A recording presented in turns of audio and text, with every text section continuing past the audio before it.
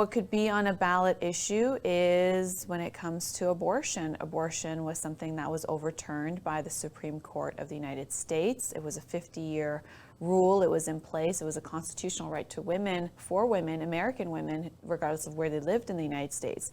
And now the midterms just around the corner in November. Well, Planned Parenthood is going to spend a record $50 million in the U.S. primaries to make sure that they put out their campaign. So if you don't know who Planned Parenthood is, well, they're the nation's leading reproductive health care provider and abortion rights advocacy organization. And they say that they're going to spend a record $50 million ahead of November's midterms elections. They're going to make sure that money goes out into that election to have make sure that their candidates who support abortion will be on the ballot. And this is something that is groundbreaking because they're outdoing their record of spending $45 million back in 2020. So they've stepped it up with a $50 million pledge that's what they're going to spend. And this is what I refer to as the Supreme Court that overturned Roe v. Wade, which was a landmark decision in 1973.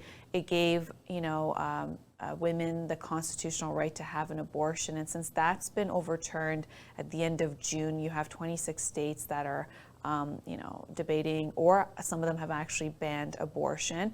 And the Supreme Court actually essentially said that it's up to the individual states to decide on the issue of abortion. It is not a blanket right, which would be something that would be offered under the Constitution.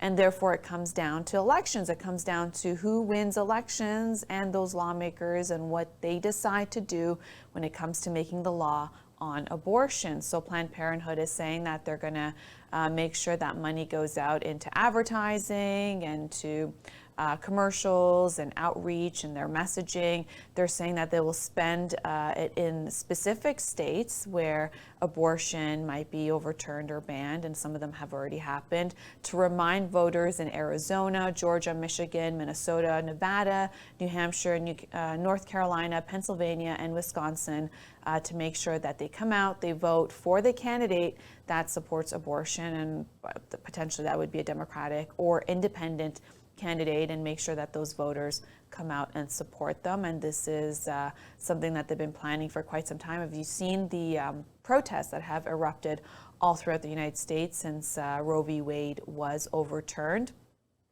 Now they're saying that also launching a website called TakeControl2022.com. Take a look at it. A lot of their messaging is on there. It's TakeControl2022.com. And with the Supreme Court ruling that took place, well, that just erupted, everything else when it comes to also President Joe Biden in terms of what he plans on doing in terms of passing legislation that would support a national abortion right, and when it comes to women's health care. And well, this is all going to be dependent on who wins the midterm elections on November 8th.